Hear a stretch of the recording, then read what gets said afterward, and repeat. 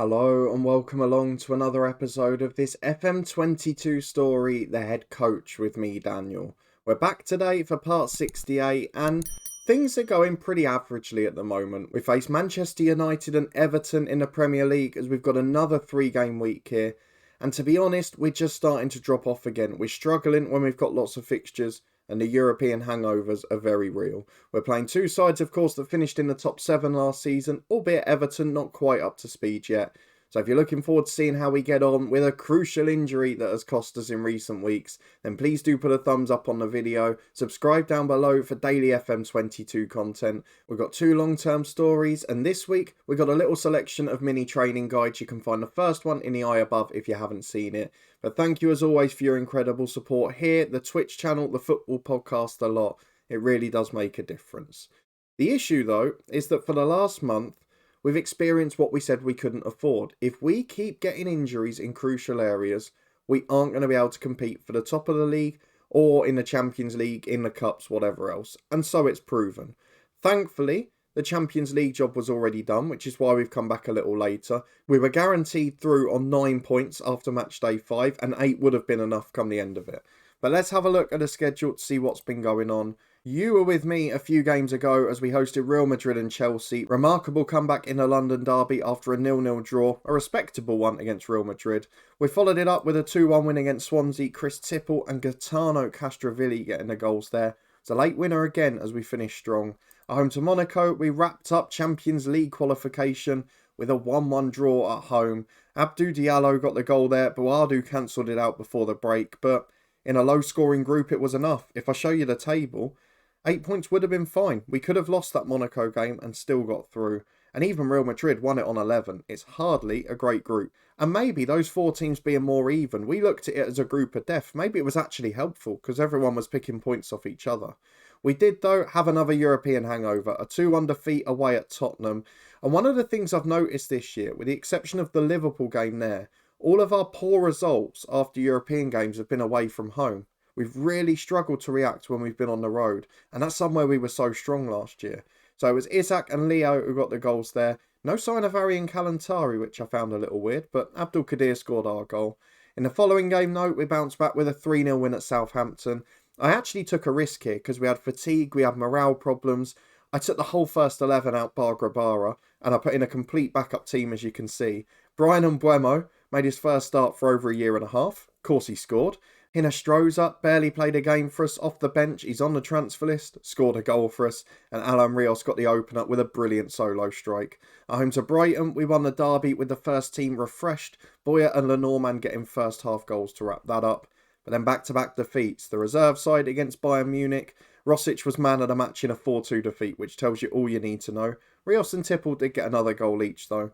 And away at West Ham, disappointing 1-0 defeat in the 90th minute too. And another little knock to Boyer. We just can't keep people fit at the minute, which is an issue. And they've got a workload in terms of games that they've never had before.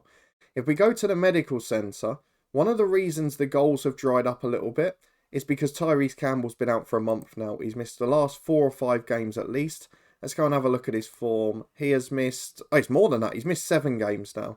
So we're in a situation where Tyrese Campbell is needed to be back quick because Chris Tipple scored a couple of little goals but not been in the best form, and he's not quite the same presence overall. Certainly not as big from crosses in the air, not as quick in behind.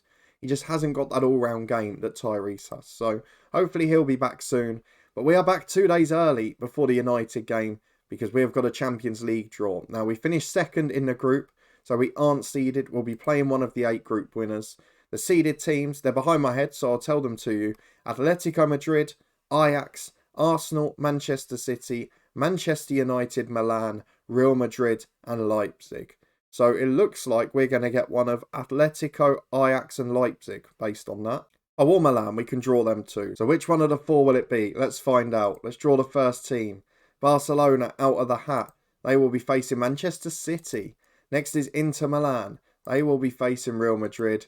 When is it going to be our turn? PSG, Ajax, there's another one gone. Bayer Leverkusen v Milan. So I think we're down to Atletico or Leipzig now. Crystal Palace are out next. Which one is it going to be? The Germans or the Spaniards? It is the Spaniards. Atletico Madrid will be our last 16 Champions League tie. Hey, We went to the Bernabeu and won. What's to say we can't do it here? Fernando Torres is their manager. They've got some lovely players in there. Oblak still going, Elmas, Thomas Lemar, Marcos Llorente, Eric Garcia, Osimhen. It's world class. It must be a slightly older squad though. Considering we've got the leagues loaded, they appear to have a real ageing squad. They do. Only 4 players under 27. And it's something we've seen even here at Palace. The director of footballs love older players this year. And maybe that's why there's such fatigue when it's 3 games a week for many sides. But Atletico Madrid will be our opponent at the end of February. We'll of course show at least the second leg of that. But let's go and get to our first game. We face Manchester United, who at the moment having a pretty decent season. They're one of those runaway sides at the top. They're second, 3 points behind their Manchester rivals. And they haven't drawn a game all season. So it's win or bust for us in this one. Well, here we are to start a spell of 6 games in 15 days, including a cup quarter-final, 2 London derbies, and then these 2 in 3 days as well, against top 7 sides last year. We got Tyrese Campbell, past fit for 60 minutes, perhaps. Diego Lainez, a little bit short of fitness, Boya nowhere near. And we've got to think about the weekend too, because Everton is the more winnable game, and we maybe have to start thinking like that and picking our games at the moment. United have still got Sancho, they've still got Rashford, Yakubu's one of the best young players in the world, Musiala's there now is a quality operator, and Kylian Mbappe at the bottom, just in case they didn't have enough quality. So we're doing well to even be near these teams in the league, but you can see the luck and the fitness is just starting to run out. Tyrese Campbell has still got a knock, so I'm not going to start him. We're going to have to take out Mepham, we're going to have to take out Boya. Castrovilli's been poor, so I'll look to replace him. Abdul Qadir's not fit. And Lainez, it's not ideal, is it? So let's bring in Reece Nelson on the left. Alan Rios didn't play at the weekend, so he should be fit for the right. We're going to put in midfield Joe Willock, who also had a rest in midweek, and Ndombele, who will replace Castrovilli. And then at the back, centre-half, Diallo for Mepham. It's been a regular this season. So let's get the substitutes picked. We'll have Rosic, who will come in to be the sub-goalkeeper. And I think that's pretty much all we can do. We've got the strongest squad possible, but if you look at those, they're 4 of our best starting players there. If you put Lainez, who's on the bench as well, Lainez, Abdul Qadir and Tyrese Campbell, the whole front 3 out. Boya and Mepham, the key parts of the spine of our team. So we're trying to compete without half a first team, and probably the best half of it too. So we've got Grabara in goal, Bogle and Adaramola the fullbacks, with Diallo and Lenormand centre-half. Zaha and Ndombele and Willock the midfield 3. We've seen some special performances from Willock this season. We wouldn't mind another one here. And then Rios and Nelson and Tipple, the front 3. Manchester United, one hell of an opponent. Our backup side might struggle a bit with this. 3 changes for United. Bruno Fernandes drops out as well. Any other originals? Don't think so. But they have got, in their starting 11, Wesley Fofana on the bench. They've got the likes of Struijk and Ben White. Jeremy Frimpong, loads of quality. Pontus Dahlberg even's there too. Niko Kovac in charge. They're a great side. Let's do our best. We're going to ask the lads to prove a point. I'm just going to get to the tactics screen and change Nelson to an inverted winger, which I often forget to do. And then hopefully Tipple will last the 90, because Campbell should be fit for the weekend. Can we shock the odds? Can we do what we did against Chelsea?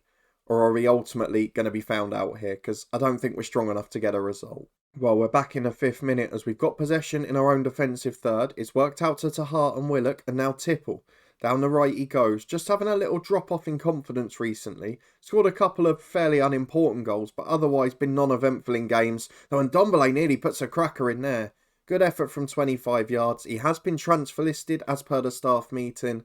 They said he's not going to sign a new deal. You need to let him go. So they're looking to get some money back on their investment, I guess. City being held by West Ham at home. West Ham obviously beat us at the weekend. City top of the league. But with 25 gone, look at the stats. It's all United. We're going to encourage the lads, try and get a response. But feels like a matter of time, doesn't it, looking at those. And here is a Manchester United corner. 11 minutes to the break. Headed in at the front post. And while I don't mind losing these games, while I don't mind the scoreline reflecting the stats, I hate conceding silly set pieces. 1-0 to Manchester United. It's thoroughly deserved. And we're just sort of feeling the strain here for having a slightly smaller squad. As we reach half-time 1-0 down. We've been outclassed. It's something that didn't happen to us often last year. We always had counter-attacks. We always had a threat. But there's points here where we just haven't got any steam left in us. And for 3 games a week, every week, we're having to rotate a bit too much. As Ignacio gets the ball at the back to Musiala. Manchester United start in the second half as they finish the first. I was going to say finish the first, had they played the whole first. Mbappe through to Yakubu.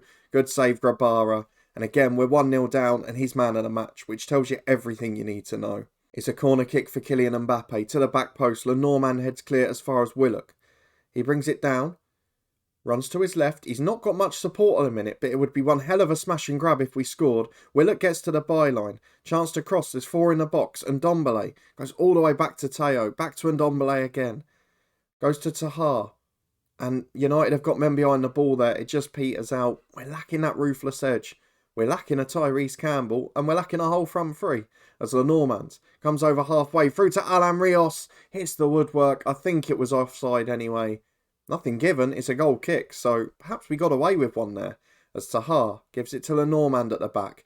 This is what I love about our side. We saw it against Chelsea last episode, we're seeing it now. We're somehow just coming on strong in the last half an hour. And we always seem to finish well as Reece Nelson's in down the left to the byline. It comes from nowhere as Chris Tipple puts it in. He scores another crucial goal. And where has this 5 minutes come from? Manchester United should have been well out of sight. They should have won about 4 games with their 18 shots and 12 on target. And in the last 5, we've just come into it. And I don't know how this team does it every game, as there's a header from Diallo off the post. We've nearly turned it around again. This team just defies logic. They're remarkable in the second half of games. I'm going to give Jayden Bogle a rest for Jamie Shackleton. I'm going to give Joe Willock a rest because he's nervous and he's not played great. We'll bring on Castrovilli, who's motivated. And I'm going to take off Alan Rios on the right. I'm going to bring on Diego Lainez. And we're going to go 2 traditional wingers.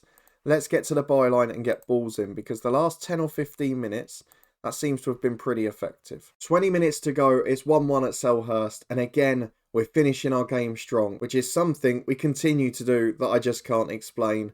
But I don't think we're getting a blockbuster here. We're into 4 minutes of stoppage time. It has calmed down. United obviously made the changes just to see the game out. And it is a decent draw in the end. Given how the first 55, 60 minutes went, I think we've got to be really pleased to get a point out of that. Crystal Palace won, Manchester United won. We'll tell the lads they were unlucky. But that's a fabulous outcome. Now, we need that to have worked. The players we've rotated to come back in against Everton. And fingers crossed, get us the 3 points. Fitness test time, and it's a busy list. But the crucial news... Boya is back. Lainez back. Rios not fit. He picked up a knock in the week. Tyrese Campbell back for 45 minutes. We've got some of the stars involved today and I hope that will make a big difference. We're currently 1 point behind Liverpool, who also lost at West Ham just as we did a week ago. Arsenal closing the ground. Chelsea faltering again. Again, there's always seems to be 2 of that big 6 that is faltering at any one time. So it could be anyone's game at the moment, but it's getting tighter. And even the likes of West Ham, who just survived last year, only 5 points behind us now.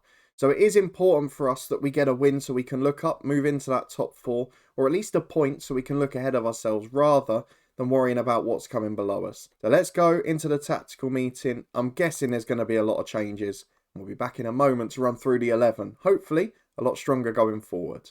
And here we go. We have made wholesale changes because Mepham comes back in. Mitchell in for a very tired left-back Teo. Lojny gets a big day in the holding role. Boya and Castrovilli back in midfield. And 2 of the front 3 back as well. Campbell will start on the bench, but both wingers are in. So I make that 7 changes out of 11 for this one. Let's confirm it. It is 7 changes. So for Everton, very different team we're up against. Fornals and Tony amongst their stars. Let's get into the game at Goodison. Well, I take it back. It's not Goodison Park. They've moved in to the Bramley Moore Dock Stadium now. Ben Godfrey is still there as skipper. Ismail Assar, another one of those attacking stars. They've got a lot of good players on the bench. So let's get into the first half. They've made plenty of changes too. 6 in total. We're going to ask the lads to prove a point. When they're rested and we're on the road, we're normally very good. Now let's hope we don't have a hangover from the United game and that the fresh legs can get us over the line. Well, here we are with 19 minutes gone, and we've got a knock to Boya again already. If that boy could stay fit, he'd be a world beater. I just think that if we get that offer of 80, 90, 100 million, Dougie has to accept it because he misses too many games. Fornals gets the ball inside to Venda. I'm going to try and get him through it because he said it's a bruised thigh or something. And if it's a bruise, he'll survive it. As Tipple's in behind, it's a good ball. Chris Tipple scores again. It's almost like he knows that his main target is fit again. And that Tyrese Campbell, as he looks to come back into the team, I better step up my game and stay in. First shot on target of the match. Excellent goal. Chris Tipple makes it 1-0. And that's the difference in service as well. Diego Lainez with a beautiful through ball. We've got another corner. Abdul Qadir outswinging delivery. Mepham's up, as was Lenormand. It's a great save on the line. Boyer recycles it. Not looking worse for wear due to injury. Though that's a disgrace. He's now picked up a proper injury because he's been wiped out there. And that's unacceptable for me. It doesn't really say what the knock is. So I think we're going to try and get him to half-time, but he is inevitably going to have to come off. As Fornells delivers a corner, Godfrey heads in. Who was marking him there at the back post? Lenormand. Didn't do enough. 1-1. I'm going to make the Boyer sub now because it's costing us. Let's bring on Tanguy, and Dombele is motivated. As is Joe Willock, to be fair. So, no, I'm going to leave Ndombele. It's the more experienced man. 38 minutes gone. Everton level. Well, I was about to say we reach half-time with the same scoreline, but we're back in the 44th minute as Lenormand gives it to Castrovilli, who switched duties. Up to Diego Lainez. Great ball. Lovely dink, but just too high. Not the best finish in the world. The composure was there, but not the accuracy, as it's a long kick forward, and Dombele wins it to Castrovilli and Lojny. Not had a bad little game in the holding role, actually. Somewhere he's not played for us so far. Not from a starting berth, anyway. As he gets it again at the base of the centre circle to Castrovilli. Gives it away with a square pass. It's over the top. Mitchell deals with it. Rare start for him in the league as Grabara goes long. Tipple flicks on. Lainez is played onside by the left centre half. Goes from distance. It's over the bar. He had the legs to get in there. I've no idea why he pulled the trigger so early. But it is 1-1 at half time. It's been a pretty even game. And again, it's going to be a story of injuries for us, I think. We're going to ask the lads to prove a point, get into the second half. Hopefully, we get a big response and our traditional big finish on camera. Well, we've gone past the hour mark and it's very quiet. We're having a poor game on the right with Abdul Qadir. And we haven't got, on the bench, Alan Rios. So I'm going to bring Campbell on off the right. It's a chance for him to come on without being the focal point and just try and make something magic happen. I'm also going to take off Castrovilli, who's nervous, and bring on Joe Willock. With 27 minutes remaining, we need to get at least a point. But if we could nick a winner, that would be grand. 5 minutes to go. We're yet to see any signs of a big finish. We've got a lot of fitness struggles too. Bear in mind, we've got Wolves twice in the next week too. Once in the Cup, once in the league. 93rd minute attack though with Jayden Bogle to Willock. Go on, do it in the last minute. And Dombele! What a save onto the crossbar. Unbelievable goalkeeping from the Everton #1. And it was the final chance of the game. He hit it so well, you just assumed it was in. But what a save. George Mashian. South African #1 international goalkeeper. He's world class. And boy did he prove it there. That's some of the best goalkeeping you're ever going to see. We tell the lads they're unlucky because they deserve to win it with that shot. But it is another point. It's 2 good results. And against 2 of the top 7 from last year, we've remained unbeaten. We're level on points with Liverpool, above them on goal difference. But this season, the league's a lot tighter. There's a lot more teams playing close to their potential. And a lot more teams shocking the big boys. Everton have claimed they were lucky to escape with a draw. I think that's a little bit harsh based on the first hour. Selly and Boyer is out for 7 days, so he's going to miss the Cup one. Should be back for the League one in 7 days' time. But we are going to be back. I think we're going to plan it as such. We're going to go for the end of January, which will either be a League Cup semi-final second leg, if we can get through to it and get someone good, or transfer deadline day plus Burnley on the 2nd of February. Then we'll come back for the second leg of the Atletico Madrid tie with either Chelsea or Liverpool, one side or the other. It should be a very big couple of episodes. It will show roughly where we're going to finish in the league. Are we going to need to focus on the cups? We've got a fairly fortunate on paper draw in the FA Cup against Gillingham. I'd fancy my chances in that one. And a bit like last year, even if we'd finished 7th or 8th, if we could win something like we did the Carabao Cup, I consider that a massive success with this football club. So if you want to stay up to date and find out how we get on, subscribe down below and turn that notification bell on. Please do put a thumbs up on the video if you enjoyed those 2 hard-fought draws. You can find anything you may have missed up in the eye above, as well as the other channels I'm part of. But just above my head now, you should be able to see yesterday's training video. Please do check it out if you haven't already. Thank you for watching as always. And hopefully, I'll see you next time.